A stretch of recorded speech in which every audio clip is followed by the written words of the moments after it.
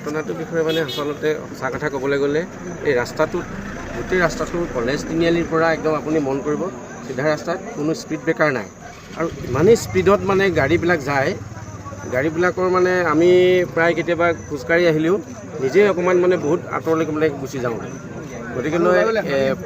ইয়াৰ মানে আমি যি আমাৰ মহকুমাৰ প্ৰশাসনক অনুৰোধ জনাওঁ যাতে এই ৰাস্তাটোত অতি শীঘ্ৰেই স্পীড ব্ৰেকাৰৰ ব্যৱস্থা কৰে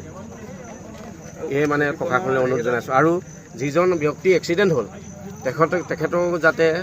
যিখিনি আমাৰ প্ৰশাসনৰ ফালৰ পৰাই হওক বা তেওঁলোকৰ যি আমাৰ ক্ষতিপূৰণ আছে সেইখিনি যাতে দিয়াৰ ব্যৱস্থা কৰিব লাগে মানে এই থাৰখন খুব স্পীড আহি আছিলে চাগে 90-100 এনেকুৱা হ'ব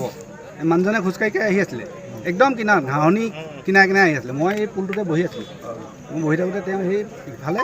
সেইডোখৰত মানে ইমান জোৰছে মাৰিলে ইয়াৰ পৰা প্ৰায় 20 মিটাৰমানৰ আগত মানুহজন ফুৰি গৈছেগৈ আৰু গাড়ীখন আহি এইফালে দেখিছে আপোনালোকে যোৱা চিনেই নাই সেই ইটো চাইডৰ পৰা এই পুলটো কিনাৰৰ পৰা চকা হেৰি আছে ৰং চাইড পৰিছে একদম হেৰিয়াত গৈ